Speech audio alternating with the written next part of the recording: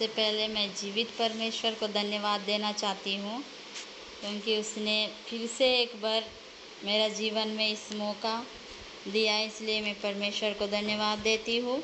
और आप सबको जो इस ग्रुप में है, रामनाथ सर एंड उनका फैमिली को भी धन्यवाद, और जितने भी एल्डर्स है, बड़े लोग हैं, सब लोगों को धन्यवाद।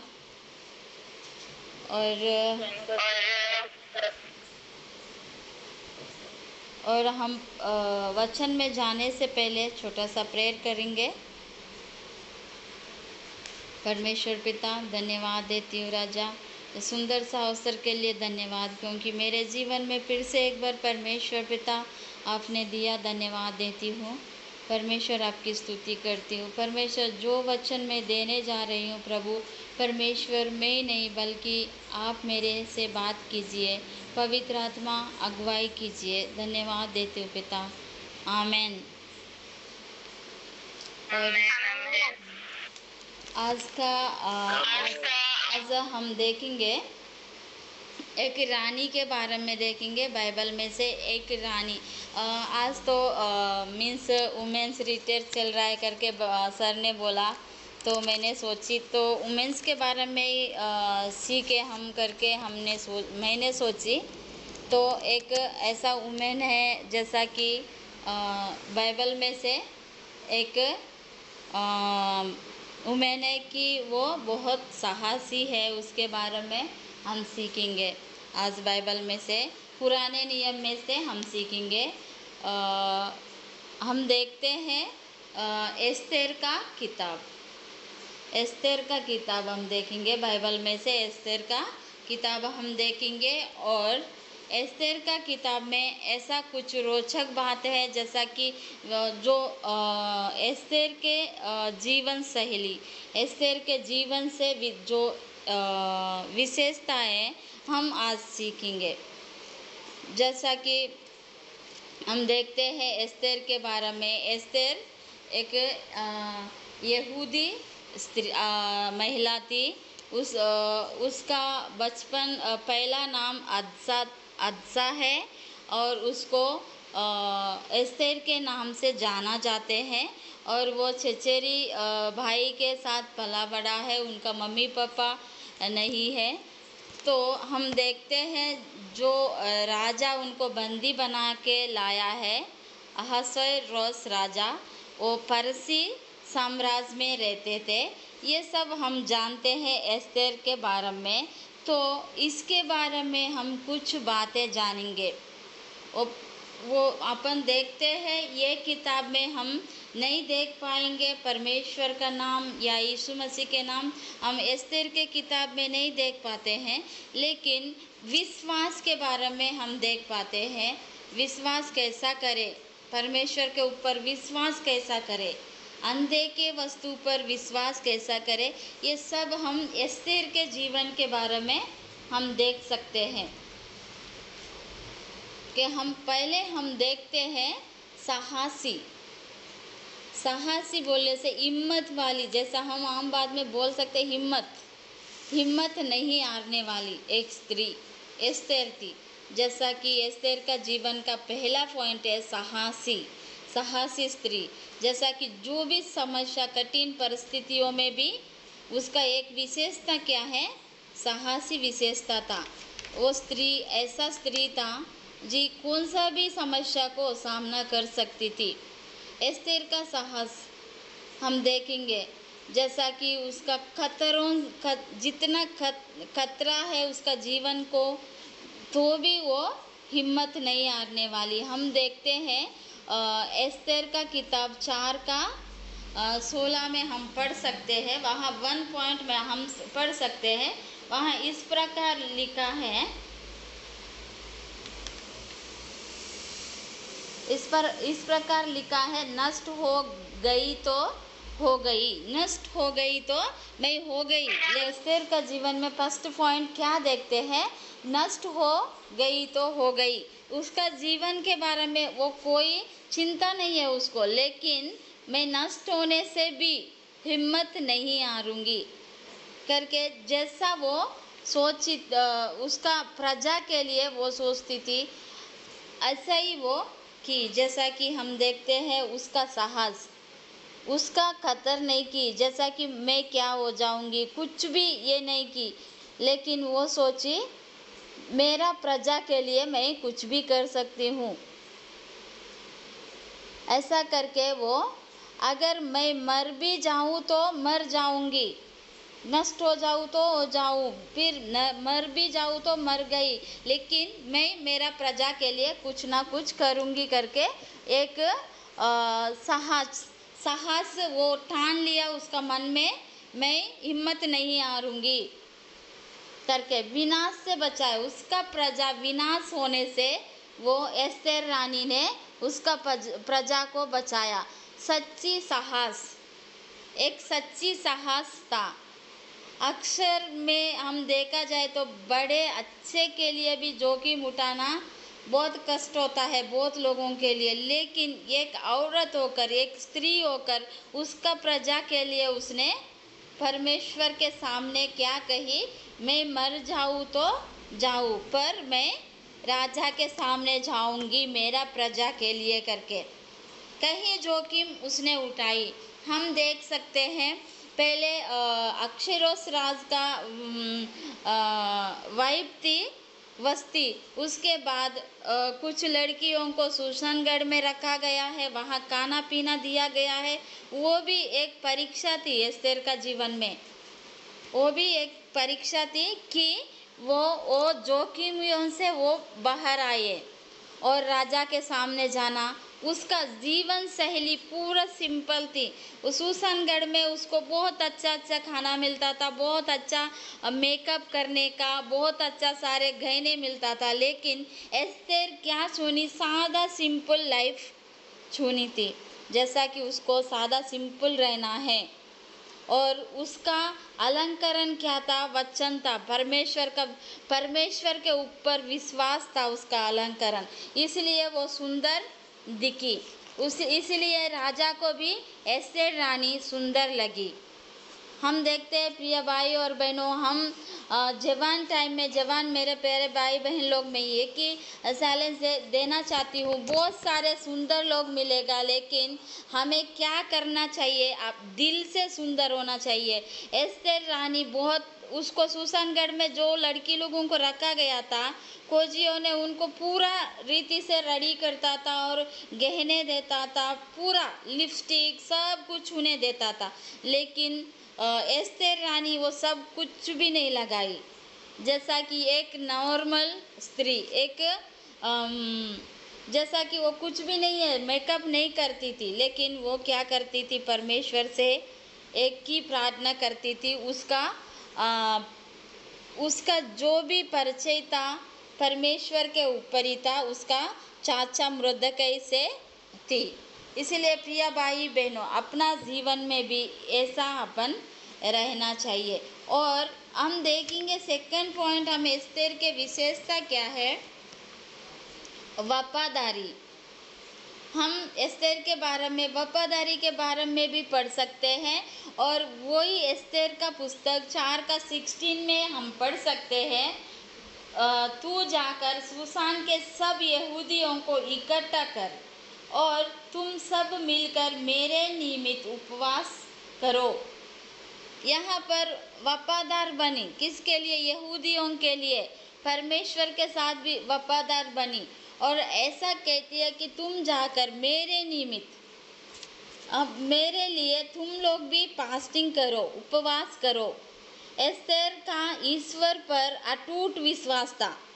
यहाँ पर हम देखते हैं, यहाँ इस पुस्तक में ईश्वर का नाम जिक्र नहीं किया कहीं भी, यहाँ पर हम नहीं देख सकते, लेकिन फिर भी एस्तेर का विश्वास अटूट था। एस्तेर के पुस्तक में ईश्वर का नाम उल्लेखन होने का बावजूद, ना होने का बावजूद भी वो कार्य में विश्वास किया, ईश्वरीय में विश्वास किया, ईश्वर में गहरा आस्था था उसका, और उसका भरोसा था। राजा के पास जाने से पहले उसने 3 दिन तक उपवासन किया। हम देखते हैं चैप्टर 4:16 में, एस्तेर चैप्टर 4:16 में, जिसका पूरा विश्वास था कि मेरा परमेश्वर मेरे लिए सब कर सकता है। अपनी शक्ति के बावजूद ये ईश्वर की शक्ति पर भरोसा किया।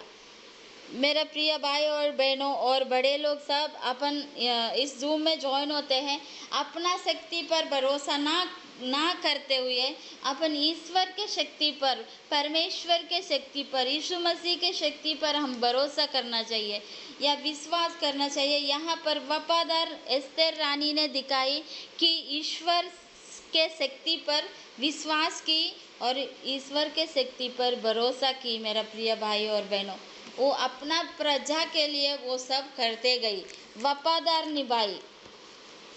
वो फरीसी स्त्री नहीं है, वो यहूदी स्त्री है, लेकिन फरीसी लोगों में, फरीसी समाज में वो रहकर भी यहूदियों के लिए ये सब की। वो नहीं सोची मैं तो फरीसी हूँ, फरीसी राजा से शादी किया तो साम्राज्य मेरा अभी फरीसी हो गई, तो मैं कैसा उन्हें हेल्प कर सकती हूँ। लेकिन नहीं सोची मेरा प्रिय भाई बहनों, हमें मैटर नहीं करता है कि हम कौन सा समाज में जी रहे हैं। ये मैटर करता है परमेश्वर के साथ अपना विश्वास कैसा है, परमेश्वर के साथ अपना विश्वास कैसा है या भरोसा हमारा कैसा है, या आपका और मेरा भरोसा कैसा है। हम किसका शक्ति पर भरोसा करते हैं, या अपना शक्ति पर, या अपना स्टडीज़ पर, या अपना हम बड़े लोग हैं, हम बहुत महान कार्य करते हैं, अपने पर भरोसा रखते हैं या ईश्वर पर भरोसा रखते हैं। यह अपन सोचने का बात है मेरा प्रिय भाई और बहनों। अपने पर भरोसा कभी मत करना कि, लेकिन इतना बड़ा रानी होकर भी ये नहीं कही मैं रानी हूँ, मैं किसके ऊपर भरोसा करूँ, मेरे ऊपर डिपेंड कर लेती हूँ।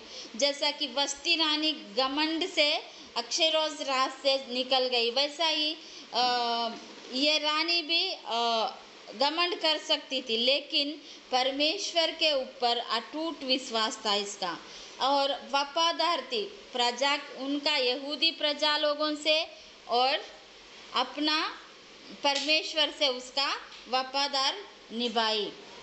Hallelujah, praise the Lord. And आज्ञाकारी, नेक्स्ट पॉइंट हम देख सकते हैं, एस्तेर आज्ञाकारी थी।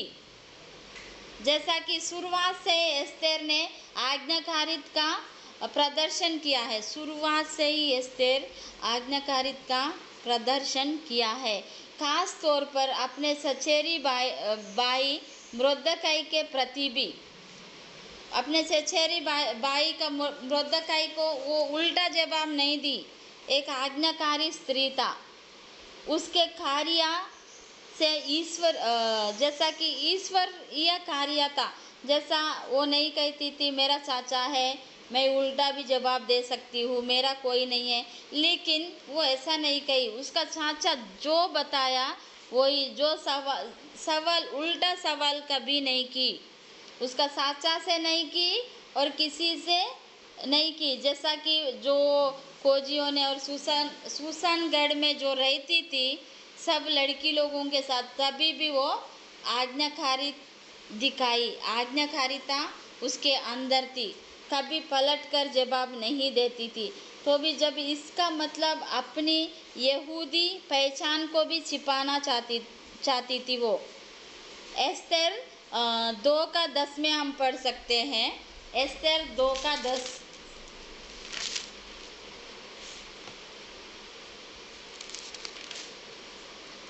एस्तेर 2:10 में पढ़ सकते हैं, एस्तेर ने ना अपनी जाति बताई थी ना अपना कुल, क्योंकि मुर्दकाई ने उसको आज्ञा दी थी कि उसे ना बताए। हालेलुया। यहाँ पर उसका चाचा बताया, आपका परिचय किसी को मत दो, अपना कुल मत बताओ, आपका जाति मत बताओ, आपका कुछ भी डिटेल मत बताओ बोलने से एस्तेर ने वैसा ही की, एक आज्ञा मानी, चाचा का आज्ञा नहीं तोड़ी वो, और कहीं भी उसका डिटेल्स नहीं बताई। तो अपन ऐसा कर सकते हैं क्या किसी का आज्ञा मानकर? उसका विशेषता क्या है? थर्ड का आज्ञाकारिता, आज्ञा पालन करना। हम आजकल बच्चा तो माँ बाप का आज्ञा भी पालन करना बहुत मुश्किल होता है, लेकिन एस्तेर चाचा का आज्ञा मानकर हर बातों में चाचा से सलाह लेकर चाचा के साथ रहती थी। मेरे प्रिय भाई और बहनों, आजकल हम किसका आज्ञा मानते हैं? या टीचर का, सार का, या पास्टर का और पेरेंट्स का?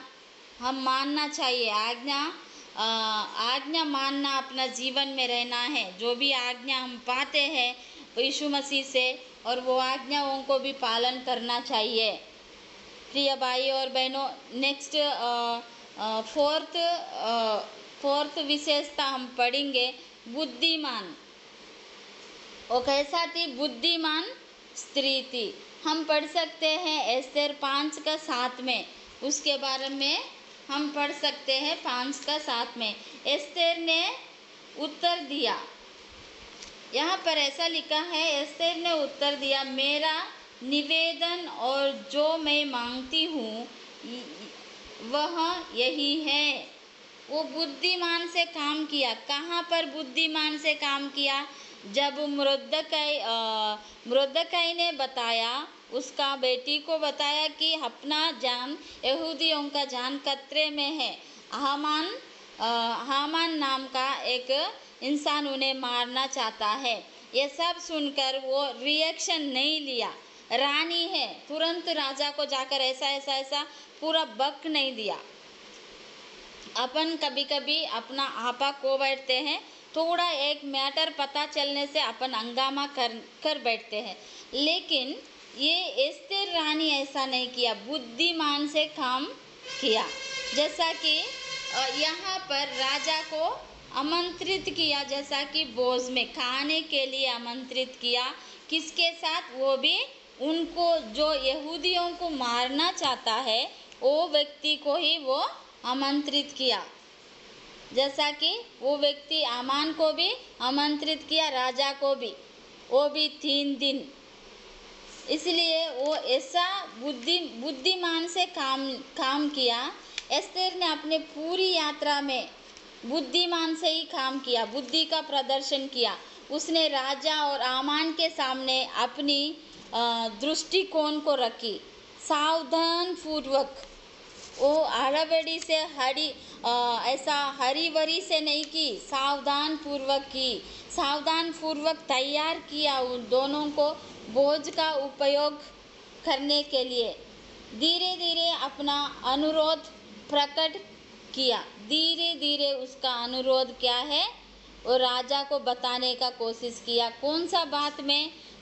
मेरा प्रजा को बचाओ, राजा से बताने का प्रयास किया। और वो आज्ञा पाने के लिए वो कितना दिन फास्टिंग किया मेरा प्रिय भाई और बहनों? 3 दिन। अपन एक दिन फास्टिंग के लिए भी तैयार नहीं रहते हैं, लेकिन उसका प्रजा के लिए एस्तेर रानी ने क्या किया? 3 दिन उपवास किया। वही नहीं, पूरा यहूदी लोग मुर्दकाई के साथ वो लोग क्या किया? उपवासन किया। और वो क्या किया? मैं मरने से मर जाऊं, लेकिन मेरा प्रजा को बचाना है। उन दिनों में राजा के सामने जाना, अचानक जाना बहुत मुश्किल था। तब राजा का मीन्स बुलावा आएगा तभी रानी जाना है राजा के सामने, लेकिन एस्तेर अचानक जाना चाहती थी। इसलिए वो क्या लिखता है, वो क्या कही? अब मैं पढ़ी थी फर्स्ट में ही, मैं मर जाऊं तो मर जाऊंगी, पर मैं राजा के सामने जाकर ही रहूंगी, मेरा लोगों को बचा के ही रहूंगी करके वो फास्टिंग की। लेकिन कैसा की? बुद्धिमान से। और तब फास्टिंग करके वो राजा के सामने गई तो राजा भी उससे प्रसन्न हुआ, उसको दंड नहीं मिला। राजा का अंगूठा सामने बढ़ाने से ही राजा के सामने कोई जा सकते हैं, वैसा ही रानी को वो अंगूठा बढ़ा के उसने सामने बुलाया।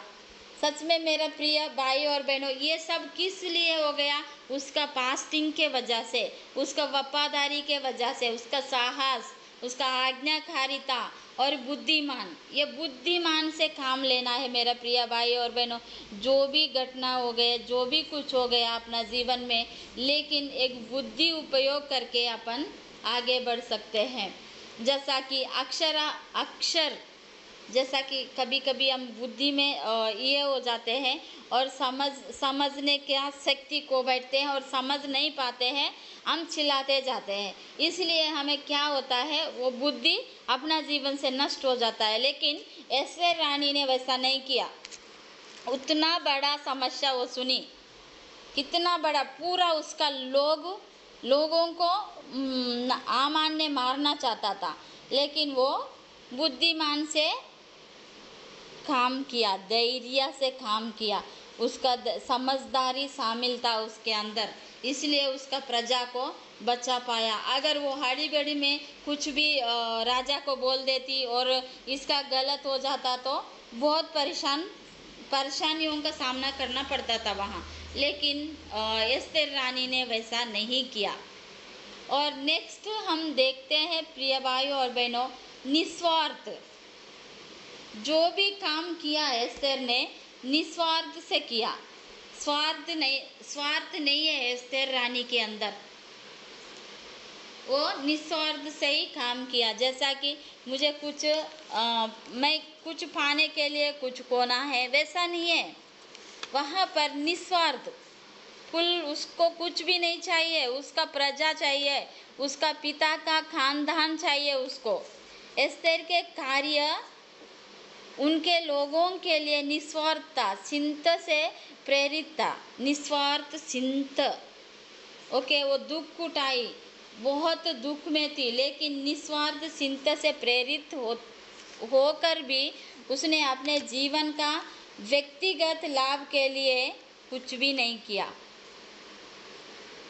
ओके, राष्ट्र को, यहूदी राष्ट्र लोगों को बचाने के लिए जोखिम उठाया, यहूदी लोगों को बचाने के लिए वो कष्ट उठाई, दूसरों के लिए खुद को बलिदान करने की उसकी इच्छा मसीह जैसा निस्वार्थ था।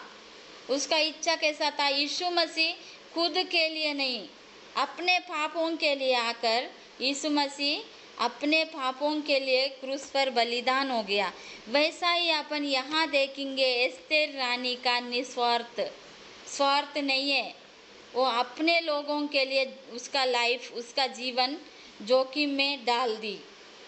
मेरा प्रिय भाई और बहनों, आजकल अपना जीवन को परखेंगे, अपना जीवन कैसा है। हम इंसान हैं, हम मसीह कहलाते हैं, अपना जीवन में मसीहत है या नहीं परखना चाहिए। जैसा कि अपना मसीह अपने लिए निस्वार्थ प्रेम किया, अपने लोगों को बचाने के लिए अपने आप को क्रूस पर बलिदान हो गया। यहाँ पर एस्तेर रानी को हम देखेंगे, पुराना नियम में वो निस्वार्थ प्रेम से उसका लोगों के लिए कार्य किया। विश्वासियों को बुलाया जाता है, जैसा कि निस्वार्थ विश्वास लोगों को बुलाया जाता है, वैसा ही एस्तेर एक निस्वार्थ विश्वासी है। जैसा एस्तेर रानी को हम देखते हैं, ये 5th पॉइंट है मेरा प्रिय भाई बहनों, निस्वार्थ प्रेम किया अपने लोगों को। जैसा कि यीशु मसीह ने अपने को किया, उसने लोगों को किया। और हम पढ़ते हैं 6 पॉइंट मेरे प्रिय भाई और बहनों, विनम्रता। एस्तेर रानी के अंदर एक नम्रता, हम में नम्रता चाहिए। नम्रता बोलने से ये नहीं है हम सफ़ेद साड़ी पहनेंगे या कुछ पहन के ऐसा ही बैठ के रहेंगे प्रभु के सामने, ऐसा नहीं है। आप प्रभु के सामने बैठो, लेकिन आपके अंदर विनम्रता है। आप चर्च में आने से ही चुपचाप बैठे, विनम्रता से बैठे, आगे जस्ट चर्च के बाहर जाने के बाद हम क्या करते हैं, ये वो हजारों बात बोलते हैं, वैसा नहीं है। लेकिन एस्तेर रानी के अंदर एक विनम्रता पाया जाती है। रानी के रूप में अपने उच्च पद के लिए, उच्च पद है, रानी का उच्च पद है, लेकिन उसका बावजूद भी विनम्रता बनी रही। रानी होकर भी नम्रता प्रकट की यहूदी लोगों के लिए। मुर्दकै की बात सुनी, मुर्दकई की बात सुनकर वो मुर्दकई का मार्गदर्शन मांगी, उसका चाचा का मार्गदर्शन मांगी, चाचा से बुद्धि का बात मांगी, चाचा के हर बातों में अनुमति ली एस्तेर रानी। क्या आज हम कर सकते हैं? हम नहीं करेंगे, थोड़ा हम बड़ा हो जाएंगे ना, अपन को किसी का अनुमति नहीं चाहिए, किसी से मार्गदर्शन नहीं मांगते हैं और चलते हैं अपने मार्ग पर। लेकिन मेरा प्रिय भाई बहनों, वो विनम्रता नहीं होता है। अपना विनम्रता के लिए अपन खुद से नहीं, जो अपन को बचपन से गाइड करते हैं पेरेंट्स से मार्गदर्शन मांगना चाहिए। कुछ बच्चे वैसा भी होता है, मेरा मम्मी डैडी को क्या पता, हम ही कर लेते हैं। नहीं, अपना मम्मी पापा को पूछिए।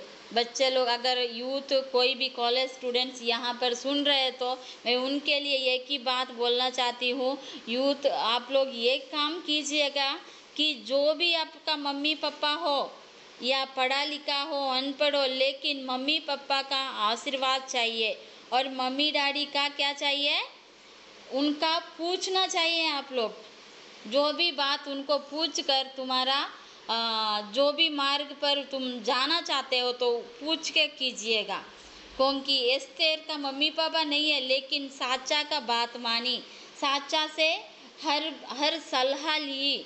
क्या आज यूथ है, आप बच्चा कोई भी हो, आप लोग ऐसा कर पा रहा है या नहीं, वो आप लोग जांचिए और एस्तेर के जैसा बनने का कोशिश हम करेंगे। और हम इसके लिए पढ़ेंगे एस्तेर का पुस्तक 4 का 13-14, एस्तेर 4:13-14 हम पढ़ सकते हैं उसमें।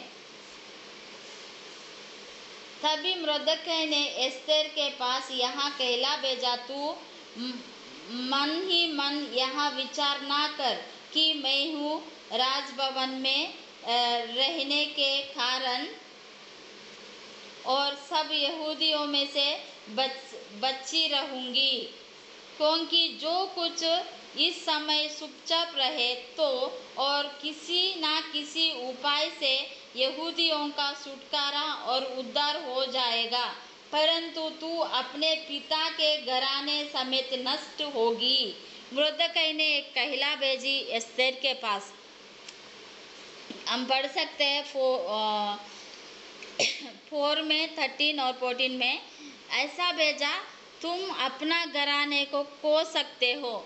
तुम अगर रानी हूँ, मैं राजभवन में रही हूँ तो मुझे कुछ नहीं होगा, मुझे हानि नहीं होगा करके सोच रहे होगे तुम, लेकिन जब परमेश्वर का इच्छा होगा हम किसी ना किसी रूप से हम बच जाएंगे, लेकिन तुम्हारा खानदान को खो देगा, तुम्हारा पिता का खानदान को खो देगा करके एक कहला भेजता है मुर्दकई। इसीलिए यहाँ पर विनम्रता दिखाती है रानी। कैसा? वो रानी होकर वो कह सकती है, तुम ऐसा क्यों मुझे लेटर भेज सकते हो, मैं अभी रानी हूँ। घमंड कर सकती थी वहाँ, लेकिन प्रिय भाई और बहनों, घमंड नहीं किया। आज का बच्चे लोग मम्मी पापा को ही सिखाने के लिए तैयार होते हैं, लेकिन एस्तेर ने वैसा नहीं किया। एक आज्ञाकारिता, निस्वार्थता और बुद्धिमान और वफादारी, साहसी, विनम्र उसका जीवन में था। और हम देखते हैं यहाँ पर एक लचीलापन बोलने से हम बोल सकते हैं कोमल, ओके, लोचदार, सोचने वाली व्यक्ति। ओके, एस्तेर को कई चुनौतियों का सामना करना पड़ा, जैसा राजा के सामने जाना और वो मतलब राजा के सामने जाना, और जैसा कि और सुसान गढ़ में रहना, ये सब बहुत सारा जोखिमों का उसका अंदर आया, लेकिन तो भी वो दृढ़ थी और विश्वास थी उसके, कहीं ना कहीं मेरा परमेश्वर मेरा साथ है। ओके, पहचान या उद्देश्य को खोए बिना अपनी परिस्थितियों के अनुकूल टल गई। उसका परिचय और उसका क्या है, और यहूदी महिला करके ये सब कोने नहीं दी वो, एक कोमलता, एक लोचकदार आलोचना, जैसा कि लचीला, ये सब उसके अंदर था। ओके, लचीलापन विश्वास, दृढ़ संकल्प आने वाले ताकत का प्रणाम होता है। लचीलापन क्या होता है? एक दृढ़ विश्वास, संकल्प आने का ताकत होता है मेरा प्रिय भाई और बहनों। अपना अंदर भी वो कोमलता चाहिए, वो दृढ़ विश्वास चाहिए, हम कर सकते हैं करके दृढ़ विश्वास अपने अंदर रहने से जो संकल्प हम कर रहे हैं यीशु मसीह के लिए, परमेश्वर के लोगों के लिए हम कर सकते हैं, अपने लिए नहीं मेरा प्रिय भाई बहनों। कभी भी परमेश्वर के लोगों के लिए, परमेश्वर के लिए अपना कोमलता रहना चाहिए, लचीलापन रहना चाहिए, तो हम आगे बढ़ सकते हैं, ताकत का प्रणाम बन सकते हैं। जैसा कि वो ताकत बन सकता है, ये सब गुण अपने अंदर। और हम आगे देखेंगे का प्रार्थना पूर्ण हम देखते हैं प्रार्थना यहाँ पर एस्तेर का ग्रंथ में हम नहीं देखते हैं। ये अध्याय में एस्तेर में जो भी कहीं भी हम प्रार्थना का और यीशु मसीह का ऐसा नहीं, यहूदी और यहोवा ऐसा देखते हैं, लेकिन एस्तेर की पुस्तक में स्पष्ट रूप से प्रार्थना का उल्लेख नहीं है।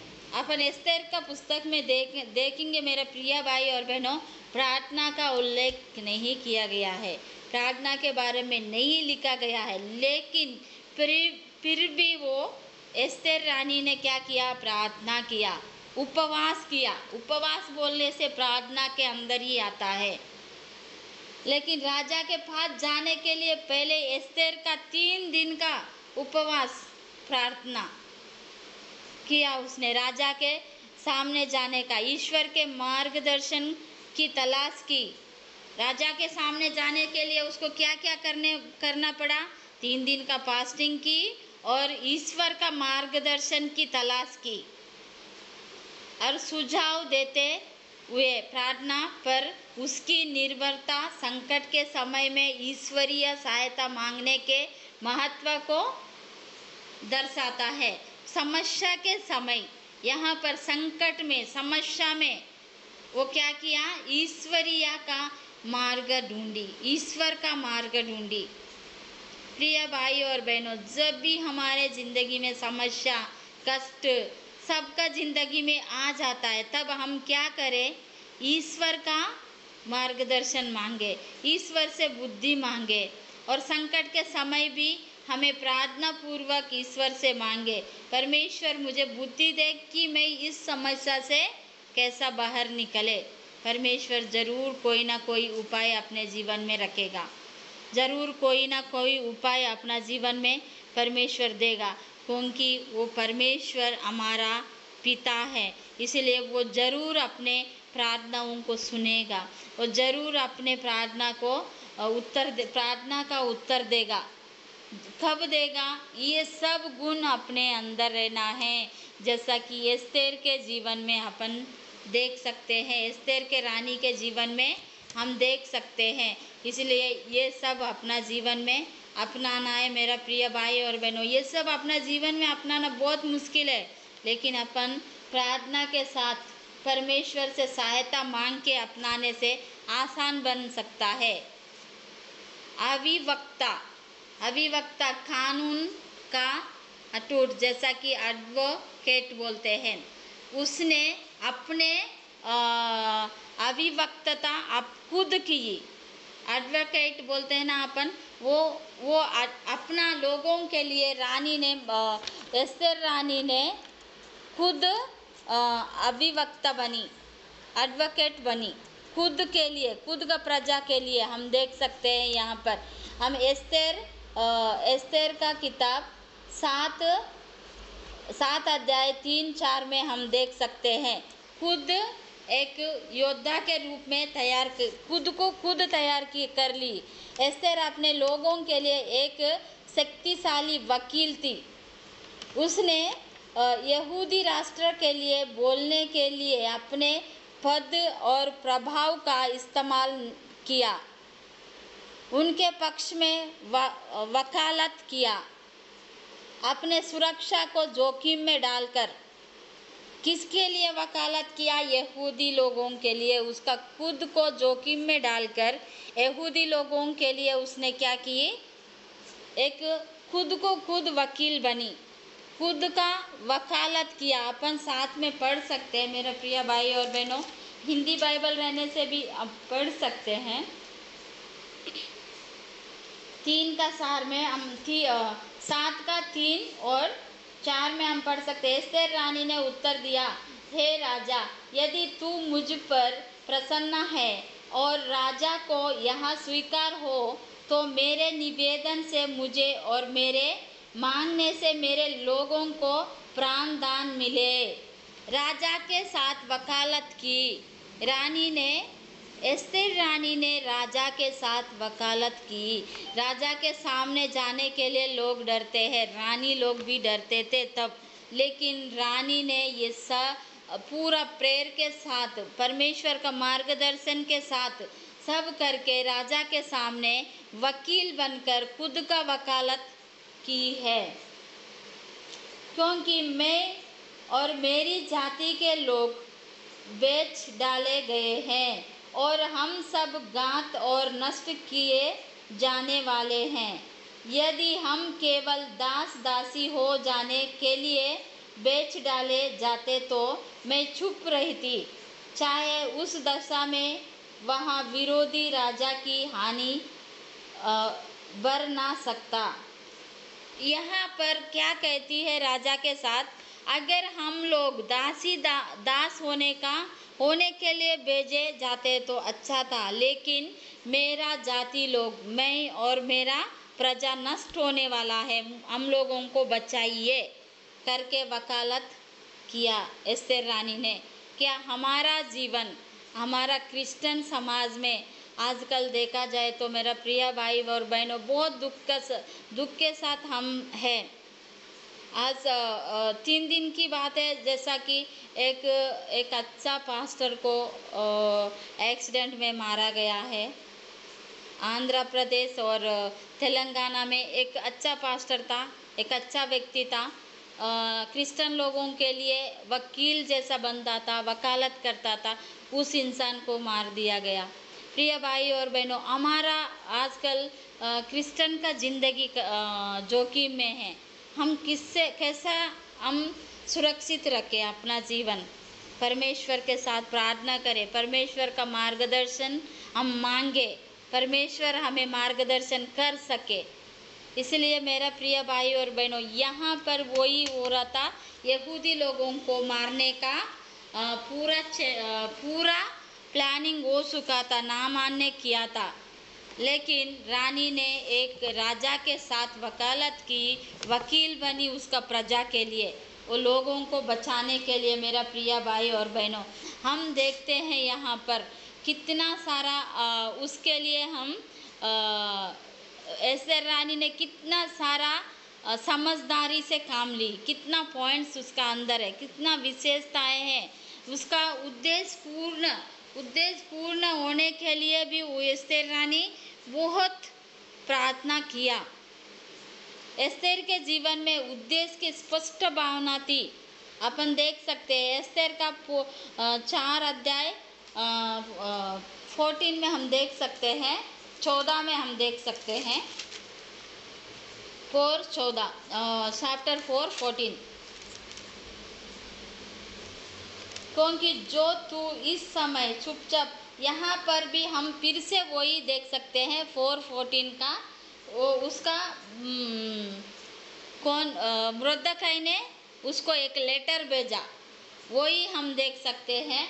उसका बुद्धि से काम लेने का ही हम देख सकते हैं। हर बार में वही वचन दोहराया जा रहा है, क्योंकि एस्तेर का जीवन उस वचन से ये है। इसलिए उसी के मुर्दखै के शब्द उसमें है, वो शब्द पालन करने के लिए ही एस्तेर ये कर रही थी।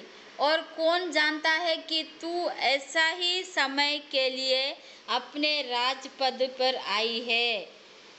कौन जानता है, क्या पता परमेश्वर का इच्छा क्या है, तो अपने लोगों को बचाने के लिए ही परमेश्वर आपको वहाँ वो रानी का पद में रखा होगा।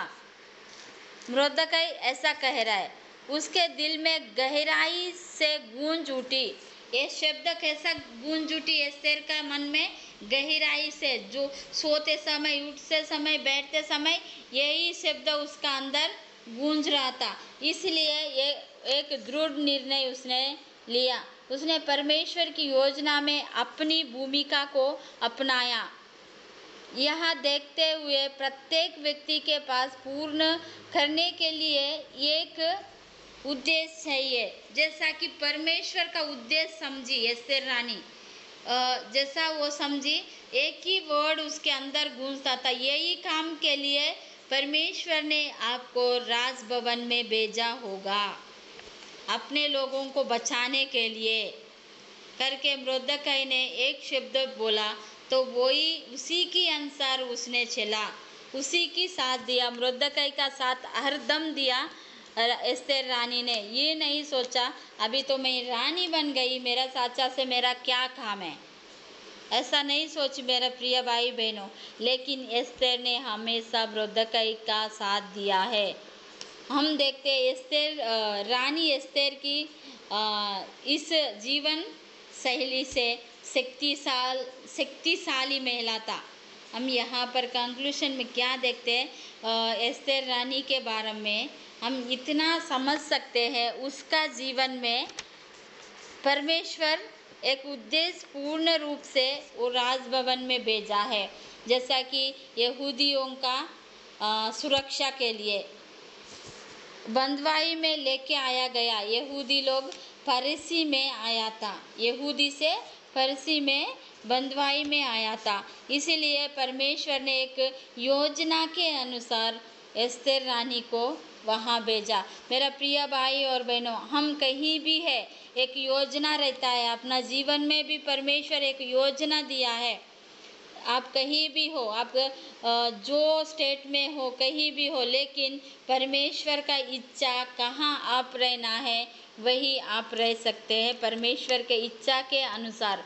अब परमेश्वर के इच्छा के बिना हम कुछ नहीं कर पाएंगे, परमेश्वर के योजना के बिना हम कुछ नहीं कर पाएंगे। एक शक्तिशाली, यहाँ पर एक शक्तिशाली महिला था, वो कैसा परमेश्वर के उद्देश्यों को पूरा करने के लिए कोशिश की, करने के लिए किसी भी व्यक्ति का उपयोग कर सकता था, वो किसी व्यक्ति का उपयोग भी कर सकता था, लेकिन नहीं की एस्तेर रानी ने, ऐसा नहीं की। ओनली परमेश्वर का ही उपयोग की। जैसा कि इंसान को किसी को शामिल नहीं किया, लेकिन परमेश्वर को ही उसका परिस्थितियों में शामिल किया, परमेश्वर से ही प्रार्थना किया, परमेश्वर से ही मार्गदर्शन मांगी, परमेश्वर से ही बुद्धि मांगी, परमेश्वर से ही उसका सहनशीलता मांगी, सब परमेश्वर से ही मांगी। वो एक देख सकते हैं एस्तेर रानी का प्रार्थनाशीलता, प्रार्थनामय जीवन और लचीलापन, विनम्रता, निस्वार्थ बुद्धि और विश्वास, आज्ञाकारी, ये सब हम देख सकते हैं, उनकी विशेषता है। एस्तेर रानी का विशेषता ये सब है। आज विश्वासियों के लिए अपन जब भी कलीसिया में जाते हैं, जब भी प्रार्थना में बैठते हैं, जब भी हम प्रार्थना करते हैं, स्वर्गीय प्रार्थना करते हैं, क्या हमारा जीवन इस प्रकार है? हम सोचना चाहिए मेरा प्रिय भाई बहनों। कहीं कहीं लोग वचन लेट होने से चले जाते हैं, निकल जाते हैं उधर से, चर्च में बैठने का इच्छा नहीं होते हैं, लेकिन ये सब अपना जीवन में रहने से हम बैठ सकते हैं चर्च में और गुणों का अनुसार कर सकते। ये सब गुण अपने अंदर रहना चाहिए। एस्तेर रानी के पास जो गुण है, जो विशेषता है, क्या अपना जीवन में है? उसमें से कुछ तो रहना चाहिए अपना जीवन में। हम परमेश्वर से मांगेंगे कि परमेश्वर मेरा जीवन में भी ये सब रहना चाहिए करके। कितना सारा गुण पूरा उसने कभी ये नहीं कही मैं कर नहीं पाऊंगी, हर समस्या को वो सामना की, हर एक दुख को, हर एक कष्ट को वो सामना की। उसका साहस से आगे बढ़ी, साहस है, वफादार है, आज्ञाकारी है, बुद्धिमान है, निस्वार्थ प्रेम है, विनम्रता, लचीलापन, प्रार्थना पूर्वक और एक कानूनिस्ट, जैसा कि आदि वक्त वो एक वक्त बनी वकील की तरह और उद्देश्य पूर्ण, उसका उद्देश्य ये सब करके उसका उद्देश्य को पूरा की, जैसा कि परमेश्वर का उद्देश्य को वो पूर्ण की और जैसा कि उनका प्रजा को बचाई, जो नामान से उनका प्रजा को बचाई। हम देखते हैं लास्ट में सब उसका विनम्रता से ही हो सकता है। अपने अंदर नम्रता मेन है, अपना अंदर नम्रता रहने से हम ये सब कर सकते हैं। चाहे उसके पृष्ठभूमि या परिस्थिति कुछ भी हो, अपना क्या जाति है, अपन कौन सा बैकग्राउंड से आता है, अपन कौन है, परमेश्वर ये सब नहीं जानता है। जब परमेश्वर आपको उठाएंगे ना, तब आपको कुछ भी करने का नहीं, परमेश्वर आपको कहीं भी उठाएंगे मेरा प्रिय भाई और बहनों। जैसा परमेश्वर नहीं देखता है आप कौन है, परमेश्वर नहीं देखता है बिफोर आपको क्या था, परमेश्वर प्रेजेंट को देखता है अभी आप क्या है। हर परिस्थिति में परमेश्वर आपका साथ देंगे। साहस नहीं छोड़ना है प्रिय भाई और बहनों, और विश्वास नहीं छोड़ना है। विश्वास अपने प्रभु के ऊपर हर एक समय में विश्वास रखना चाहिए और अपने अंदर किसी के प्रति भी, माँ बाप के प्रति आज्ञाकारिता रहना है, आज्ञा मानना है। परमेश्वर का अपन देखते हैं 10 आज्ञा में भी अब माता पिता का आज्ञा करो, आदर करो रहता है। प्रिय भाई और बहनों, अपना माता पिता का आज्ञा मानते हैं या नहीं है हम देखना चाहिए। और निस्वार्थ प्रेम रहना है अपने अंदर, स्वार्थ के लिए अपन कुछ नहीं करना है मेरा प्रिय भाई और बहनों। और लचीलापन रहना है, प्रार्थनाशीलता रहना है। अपन अपना जिंदगी के लिए, अपना प्रजा के लिए एक वकील के जैसा खड़ा होना है, योद्धा के जैसा खड़ा होना है। प्रिय भाई और बहनों, ये सब अपने जीवन में रहना चाहिए। अपना जीवन परमेश्वर के साथ ही रहना है। परमेश्वर को अपन मांगना चाहिए, जो भी अपना परिस्थिति कुछ भी हो, परमेश्वर मैं ये परिस्थिति से गुजर रही हूँ, मेरी मदद करो। परमेश्वर अपना परिस्थितियों को देखकर ज़रूर मदद करता है मेरा प्रिय भाई और बहनों। हम ये नहीं सोचना है कि परमेश्वर मेरा मदद नहीं करेगा, मैं ये था बिफोर में ही वो था, बिफोर में ही वो पाप किया, बिफोर में नहीं। परमेश्वर कहता है तुम्हारा पाप कैसा भी हो, लेकिन परमेश्वर यीशु मसीह के समान धोकर आपको सफ़ेद बनाएगा, अपना पाप जो भी हो। लेकिन अपन क्या करना चाहिए, ये सब गुण अपने अंदर रहना है। अपन विश्वास रखना है, परमेश्वर के ऊपर भरोसा रखना है। वो अपन को बनाया, वो अपना पिता है परमेश्वर, इसलिए अपना भरोसा उस पर रहना है। अपना माँ बाप भी छोड़ सकता है, लेकिन परमेश्वर अपन को कभी नहीं छोड़ता है। इसलिए यहाँ पर अपन एस्तेर रानी का जीवन के बारे में हम देखने से वो कभी भी कहीं भी गलत कदम नहीं उठाई मेरा प्रिय भाई और मैंने बुद्धि से काम ली, वफादार। जो भी काम अपन को मिलता है उसमें अपन वफादार रहना है, फेथफुली रहना है। जो काम भी हो, वो छोटा हो बड़ा हो, मैटर नहीं करता है। अपना वफादार कैसा है वो मैटर करता है, आप क्या है वो मैटर करता है। इसलिए मेरा प्रिय भाई और बहनों, अपन वफादार रहना है और बुद्धि से काम लेना है। हर इंसान को परमेश्वर बुद्धि दिया है। इंसान को ये कोई भी इंसान हो, बच्चा को भी परमेश्वर बुद्धि दिया है, लेकिन हम कभी कभी बुद्धि का इस्तेमाल नहीं करते हैं। अपने आप पर हम समझते हैं कि हम ही बड़ा है। नहीं, बुद्धि दिया है परमेश्वर, बुद्धि से काम लेना चाहिए। प्रिय भाई और बहनों, ये सब पॉइंट्स अपने जीवन में लागू करेंगे। अपन भी कोशिश करेंगे हम परमेश्वर के ऊपर भरोसा, विश्वास और प्रार्थना पूर्वक परमेश्वर के सामने बैठने का।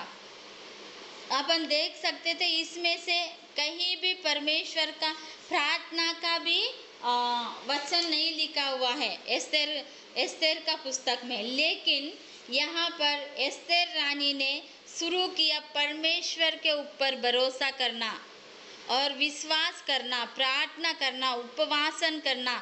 ये सब एस्तेर रानी ने अपने बुद्धि से परमेश्वर पर भरोसा की। इसलिए प्रिय भाई बहनों, बुद्धि है अपन को, अपन इस्तेमाल करके परमेश्वर से मांगेंगे।